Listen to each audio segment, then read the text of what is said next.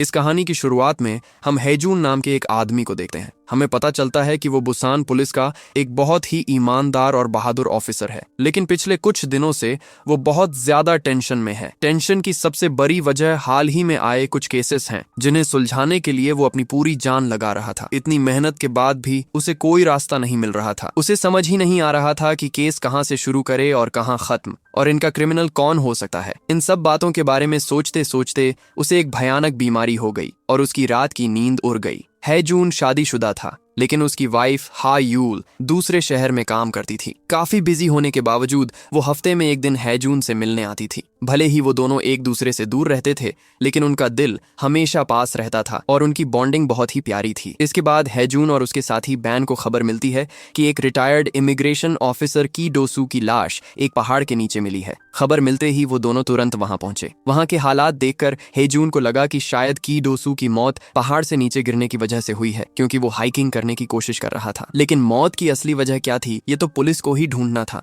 Investigation के दौरान हैजून को की डोसू का मोबाइल मिलता है। मोबाइल के वॉलपेपर पर एक बहुत ही सुंदर जवान लड़की की फोटो थी। इसे देखकर हैजून को लगा कि ये शायद उसकी बेटी होगी, लेकिन जब लाश की पहचान करने के लिए वो लड़की वहां आई, तब पता चला कि वो उसकी बेटी नहीं बल्कि उसकी वाइफ एसियो रे थी। सबसे हैरान करने वाली बात ये थी कि उसे अपने पति की मौत से कोई फर्क ही नहीं पड़ रहा था। उसे कोई दुख नहीं था, यहाँ तक कि उसने रोने का नाटक भी नहीं किया। पूछताछ के दौरान हैजून ने नोटिस किया कि एसियो रे के हाथ पर एक बैंडेज बंधा था, जिसे देखकर उसे थोड़ा शक हुआ। जब उसने और सवाल किए तो अचानक एसियो रे ने कहा कि मेरे पति जैसी मौत चाहते थे, उन्हें वैसी ही मौत मिली है, इसलिए मुझे कोई अफसोस नहीं है। ये सुनकर हैजून पूरी तरह दंग रह गया, क्योंकि उसे समझ नहीं आ रहा था कि वो ऐसी बातें क्यों कर रही है। तब एसियो रे ने बताया कि उसके पति एक हाइकर थे और वो हमेशा चाहते थे कि पहाड़ पर चढ़ते वक्त ही उनकी मौत हो। अब मौत वैसे ही हुई है, इसलिए उसे कोई दुख नहीं है। पुलिस के शक की लिस्ट में सबसे पहले एसियो रे का नाम आता है। इस वजह से पुलिस उसका मेडिकल टेस्ट करवाती है। मेडिकल टेस्ट से पुलिस को पता चलता है कि उसके शरीर पर अनगिनत चोट के निशान थे।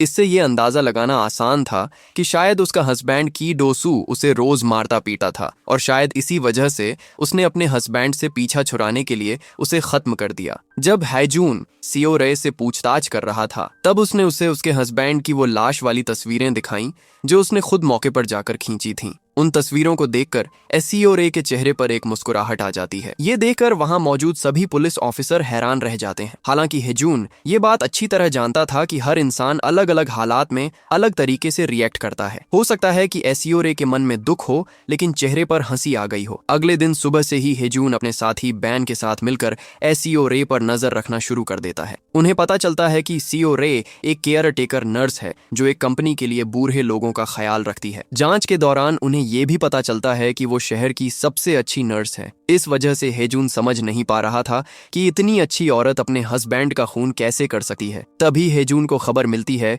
कि की डोसू के हाथ की उंगलियों के बीच किसी दूसरे इंसान के खून के निशान मिले हैं। ये सुनते ही उनका शक फिर से एसियो रे पर गहरा हो जाता है। इसलिए अगली सुबह एसियो रे का ब्लड सैंपल लेने के लिए उसे तुरंत हॉस्पिटल बुलाया जाता है। दूसरी तरफ हैजून की गैर मौजूदगी में उसका साथी उस बूढ़ी महिला से मिलने जाता है, जिसकी देखभाल एसियो रे कर रही थी। लेकिन उस महिला ने एसियो रे की तारीफों के अलावा और कुछ नहीं कहा। उस महिला ने यह भी बताया कि एसियो रे ने उसे गाने सुनने के लिए एक फोन तक ला कर दिया है। सीसीटीवी फुटेज से भी ये साफ हो जाता है कि जिस दिन उसके हस्बैंड की मौत हुई, उस दिन वो इसी महिला के घर पर काम कर रही थी। ब्लड सैंपल के नतीजे आने से पहले ही एसियो रे हैजून को बता देती है कि कीडोसू के हाथ पर जो खून मिला है वो उसी का है। फिर वो सारी बात साफ करती है। वो बताती है कि वो पूरी तरह कोरियन नहीं है, बल्कि चाइनीज मूल की है, इसीलिए वो अच्छी कोरियन नहीं बोल पाती थी। इस वजह से उसके हस्बैंड के साथ उसका हमेशा झगड़ा होता रहता था। उसका हस्बैंड उसे जबरदस्ती हाइकिंग पर ले जाना चाहता था, जो उसे बिल्कुल पसंद नहीं था, और इसी वजह से वो अक्सर उस पर हाथ उठाता था। ये बातें बताते हुए भी एसियो रे बीच बीच में मुस्कुरा रही थी। हैजून को ये बर्ताव अजीब लग रहा था, लेकिन वो मन ही मन उसके एटीट्यूड की तरफ अट्रैक्ट होने लगा था। वो उसके लिए खाना लाता है और उसके हाथ पर लगाने के लिए बैंडेज भी देता है। जब उसके साथी दूर से ये सब देखते हैं तो उन्हें बहुत गुस्सा आता है, क्योंकि उन्हें समझ नहीं आ रहा था कि एक मर्डर सस्पेक्ट के साथ हैजून इतना क्लोज कैसे हो सकता है। बाद में इन्वेस्टिगेशन से हैजून को पता चलता है कि पिछले कुछ सालों में कोरियन बॉर्डर पर लगभग 40 इमिग्रेंट्स को रोका गया था, जिनमें से एक एसियो रे भी थी। लेकिन दिलचस्प बात यह थी कि सिर्फ एसियो रे को छोड़कर बाकी सबको वापस चाइना भेज दिया गया था। हाई जून जब उससे इसकी वजह पूछता है तो एसईओ रे बताती है कि उसके दादा एक सोल्जर थे। उन्होंने कोरिया की आजादी की लड़ाई के दौरान जापान का सैनिक होने के बावजूद कोरिया की तरफ से युद्ध किया था। इसी बात को ध्यान में रखते हुए इमिग्रेशन ऑफिसर ने उसे यहाँ रहने की इजाजत दे दी थी। इसके बाद एसईओ रे सारे लीगल डॉक्यूमेंट हे जून को दिखाती है ताकि वो ये साबित कर सके कि उसने जो भी कहा है वो सच है। जब वो वहां से चली जाती है तब हाईजून का साथी उस पर बहुत गुस्सा करता है। वो कहता है कि इस केस की इकलौती सस्पेक्ट एसईओ रे है और तुम उसके इतने करीब कैसे हो सकते हो। तब हाईजून उसे समझाता है कि हमारे पास उसके खिलाफ कोई ठोस सबूत नहीं है, इसीलिए हम उसके साथ बुरा बर्ताव नहीं कर सकते। मैं तो बस प्यार से बात करके जानकारी निकालने की कोशिश कर रहा था। इसके बाद हाईजून ने एसईओ रे पर 24 घंटे नजर रखना शुरू कर दिया। वो पूरी रात उसके घर के बाहर गुजार देता था और कभी कभी तो अपनी गाड़ी में ही सो जाता था। एक सुबह एसईओ रे ने उसे अपनी गाड़ी में सोते हुए पकड़ लिया। पहले तो उसने हेजून की फोटो खींची और फिर बहुत ही प्यार से उसे गुड मॉर्निंग बोलकर जगाया। इस सब से एसईओ रे को शक हो गया कि हेजून उस पर नजर रख रहा है। अगले दिन उसने जानबूझकर अपने गार्डन में अपनी बिल्ली से बातें की ताकि बाहर खड़ा हेजून उसे सुन सके। उसने कहा, हेजून जैसा हैंडसम और ईमानदार पुलिस ऑफिसर मैंने आज तक नहीं देखा। मैं सच में उनके प्यार में पड़ गई हूँ। ये बातें सुनकर हेजून मन ही मन बहुत खुश हुआ। हालांकि हेजून ईमानदारी से केस सुलझाना चाहता था, लेकिन वो दिल ही दिल में ये भी चाहता था कि सीओ रे कातिल न निकले। अगली सुबह हेजून के साथियों ने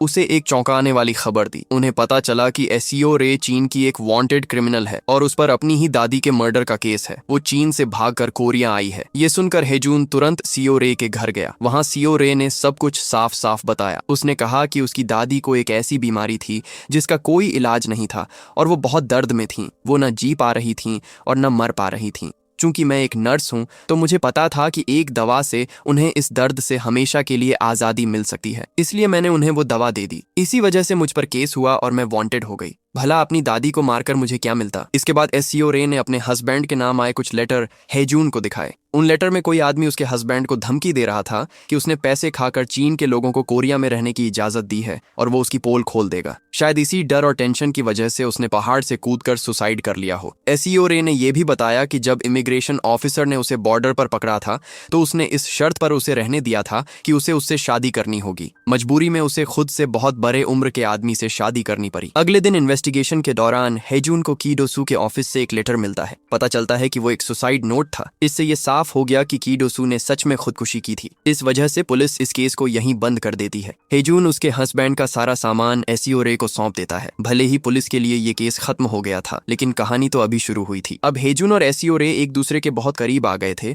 और अच्छे दोस्त बन चुके थे। वो अक्सर एक दूसरे से मिलने लगे थे। हेजून एसईओ रे के लिए चाइनीज स्टाइल का कोरियन खाना बनाता था। दूसरी तरफ जब एसईओ रे को पता चला कि हेजून को नींद न आने की बीमारी है तो उसने उसके स्टडी रूम में जाकर पुराने अनसुलझे केसेस की सारी तस्वीरें जला दी, क्योंकि यही वो केस थे जिनकी वजह से हेजून सो नहीं पाता था। उसने हेजून को जल्दी सोने की कुछ तकनीक भी सिखाई, जिससे कई महीनों बाद हेजून सुकून की नींद सो पाया। इन सब बातों की वजह से हेजून सीओ रे का और भी बड़ा दीवाना हो गया। अगले दिन सुबह हेजून उस बूढ़ी महिला के घर जल्दी पहुंच गया जिसकी देखभाल सीओ रे करती थी। सीओ रे अभी तक वहां नहीं पहुंची थी। हेजून ने देखा कि वो महिला अपने मोबाइल पर गाना बजाने की कोशिश कर रही है पर बटन नहीं दबा पा रही। हेजून ने उसकी मदद करने के लिए जैसे ही मोबाइल हाथ में लिया, उसकी नजर कुछ ऐप्स पर पड़ी और वो हैरान रह गया। उसे एक ऐप से पता चला कि कुछ दिन पहले इस महिला ने पूरे 120 किलोमीटर का सफर किया था और ये ठीक उसी दिन हुआ था जिस दिन एसईओ रे के पति की डो सू की मौत हुई थी। हेजून ने उस महिला से पूछा कि क्या आप इस उम्र में इतना चल सकती हैं? तो उसने बताया कि मैं तो पिछले 6 महीने से बिस्तर से उठी तक नहीं हूँ। तब हेजून को याद आया कि सीओ रे के पास भी बिल्कुल ऐसा ही मोबाइल था। असल में उसने एक जैसे 2 फोन खरीदे थे,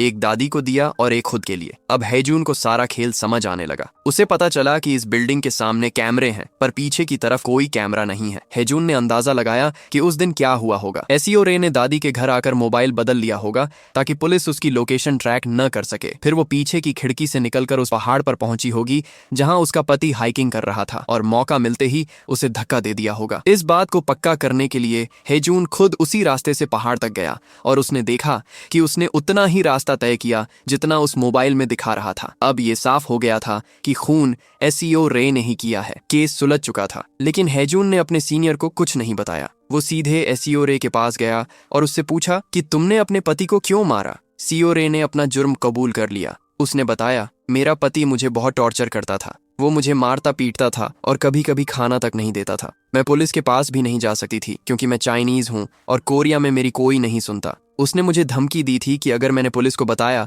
तो वो मुझे वापस चीन भेज देगा। महीनों तक जुल्म सहने के बाद जब मेरा सब्र टूट गया तो मैंने उससे छुटकारा पाने के लिए ये प्लान बनाया और उसे मार दिया। असल में ये सब बातें जब एसईओ रे हाईजून को बता रही थीं, तब उसने चुपके से मोबाइल में रिकॉर्डिंग ऑन कर ली थी। उसे लगा था कि अगर हाईजून कोई उल्टा सीधा जवाब देगा तो वो उसे उसके खिलाफ इस्तेमाल कर सकेगी। लेकिन हाईजून अब एसईओ रे के मासूम चेहरे और उसकी रहस्यमयी मुस्कान के झांसे में आने वाला नहीं था। वो अब पूरी तरह सावधान हो चुका था और कोई गलती नहीं करना चाहता था। वो जान गया था कि एसईओ रे कोरिया में रहने के लिए कुछ भी कर सकती है, यहाँ तक कि उसे बर्बाद भी कर सकती है। इसलिए वो चुपचाप वहां खड़ा रहा। जब एसईओ रे ने देखा कि उसकी चाल काम नहीं कर रही तो उसने प्यार का नाटक शुरू कर दिया। उसने कहा, भले ही मैंने एक खून किया है पर मैं मजबूर थी, मेरे पास कोई और रास्ता नहीं था। और सच तो ये है कि मैं तुमसे बहुत प्यार करती हूँ और किसी भी हाल में तुमसे दूर नहीं होना चाहती। ये सब सुनकर हेजून को उस पर थोड़ी दया आ गई। उसने एसईओ रे से कहा, तुम्हारे खिलाफ अभी सिर्फ एक ही सबूत है, उस बूढ़ी औरत का फोन। तो जितना जल्दी हो सके उस मोबाइल को खत्म कर दो। मैंने तुम्हारे करीब आकर अपनी जिंदगी की सबसे बड़ी गलती की है, लेकिन अब मैं ये रिश्ता और आगे नहीं बढ़ा सकता। मैं इसे यहीं खत्म करना चाहता हूँ। इतना कहकर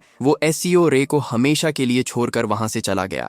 इसके बाद हमें पूरे 1 साल बाद का सीन दिखाया जाता है। अब हेजून की पोस्टिंग दूसरे शहर में हो चुकी थी और वो अपनी वाइफ हा यूल के साथ रह रहा था। लेकिन उसकी नींद न आने वाली बीमारी और भी गई थी, जिसकी वजह शायद एसईओ रे का दिया हुआ धोखा था। इधर एसईओ रे ने भी दूसरी शादी कर ली थी, लेकिन उसके घर डूकी नाम का एक अनजान आदमी आकर उसे परेशान करने लगा। असल में सियोरे का नया पति होशिन एक बहुत बड़ा धोखेबाज था, जिसने डूकी के करोड़ों रुपए मार लिए थे। डूकी अब सड़क पर आ गया था और अपनी माँ का इलाज तक नहीं करवा पा रहा था। इसलिए उसने एसईओ रे को पीटा और धमकी दी कि अगर उसके पति ने पैसे वापस नहीं किए तो वो उसे जान से मार देगा। कुछ महीनों बाद एसईओ रे अपने पति के साथ उसी शहर में शिफ्ट हो गई जहाँ हाईजून रहता था। ऐसा लग रहा था जैसे सियो रे को हाईजून का पता पहले से मालूम था, इसलिए उसने जानबूझकर उस एरिया के आदमी से शादी की जहाँ हाईजून की ड्यूटी थी, ताकि वो कभी न कभी उससे मिल सके। और आखिर में एक दिन बाजार में उन दोनों का आमना सामना हो ही गया। हेजून अपनी वाइफ हा यूल के साथ था और सियो रे अपने पति होशिन के साथ। हेजून उसे देखकर दंग रह गया और समझ नहीं पाया कि क्या करे। शायद उसके मन में अब भी सियो रे के लिए थोड़ी हमदर्दी बची थी। इसके बाद उन चारों ने एक दूसरे का नंबर लिया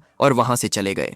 उसी दिन सियो रे के पति होशिन ने हाईजून की वाइफ हायुल को कॉल किया, लेकिन बिजी होने की वजह से उसने फोन नहीं उठाया। अगली सुबह हाईजून को एक मर्डर केस मिलता है। उसे पता चलता है कि एक आदमी का खून हुआ है। जब वो जांच के लिए मौके पर पहुंचता है तो देखता है कि लाश किसी और की नहीं बल्कि एसईओ रे के पति होशिन की है। ये देखकर उसे यकीन हो गया कि इस बार भी खून एसईओ रे ने ही किया है।